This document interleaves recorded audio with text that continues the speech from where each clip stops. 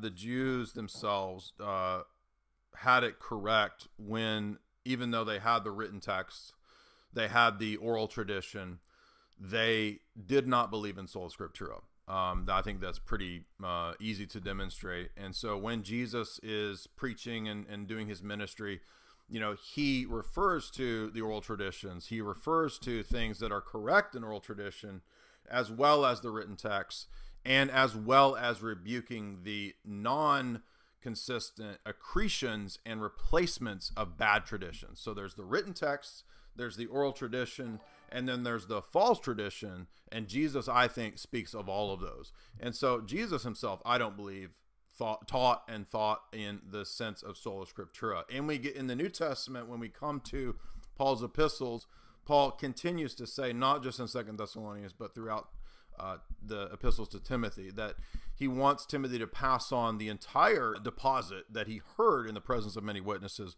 for 3 years to those who Timothy would lay hands on, and thus there would be, in my view, an apostolic succession.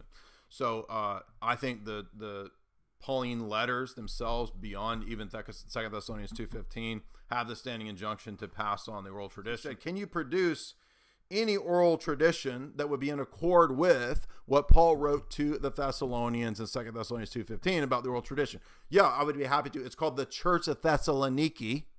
The Orthodox Church in Thessaloniki is the same Orthodox Church that Paul wrote to in Thessaloniki. We have a succession of the bishops of Thessaloniki back to exactly what Paul is writing about. So you want an example? Yes, it's actually a church over in Greece, in Thessaloniki. Father Peter Hears is over there a lot. So there you go. There's one example. And they have a liturgy there. And that liturgy is fundamentally no different than it was in this apostolic period. When we get into the post-apostolic period, what we find is that there was not any explicit list of how to do the worship services in the church. This itself, I think, is an implicit refutation of the Reformed view as a whole, but particularly in regard to the regulative principle of worship. Because if you know the Reformed faith, typically it's not just a question of sola scriptura. Sola scriptura is hammered home when it comes to not worshiping God in a way other than his written text mandate.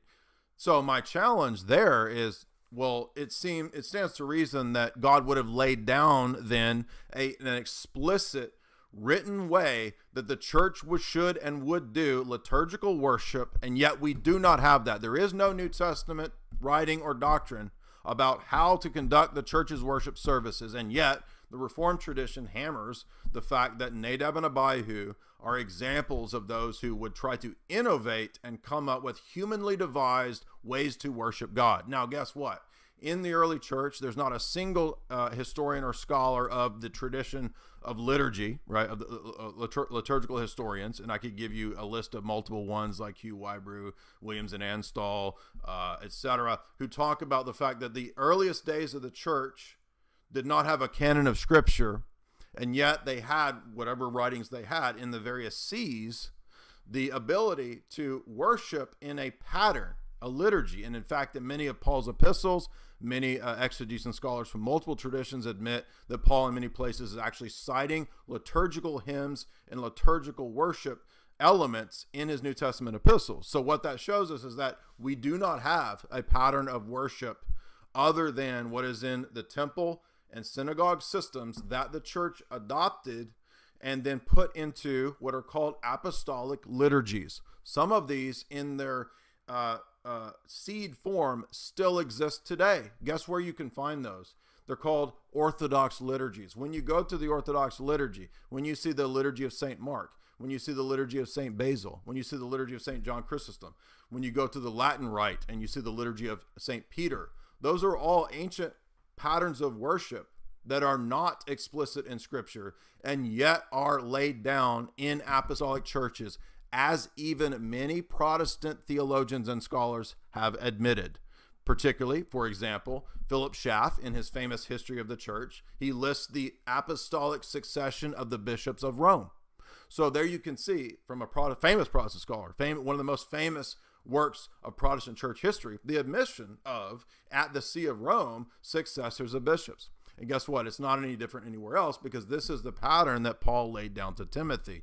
So I say all that to point out that when we actually go and read Protestant scholars like F.F. Bruce's book on the canon of Scripture, or when we read Lee McDonald's book, The Formation of the Canon, what we see is an admission from prominent classic Protestant evangelical scholars that the church's liturgy is one of the easiest examples of tradition that played a key role in determining the canon of Scripture.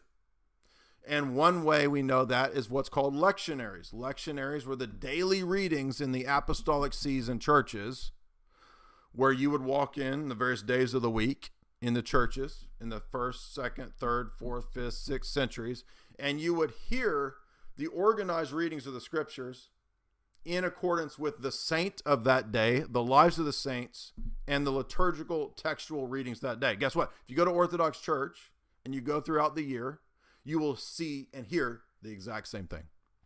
So what we have is, in the church today, the exact same pattern and expression of the way the church worshiped in the 1st, 2nd, 3rd, 4th, 5th, 6th centuries.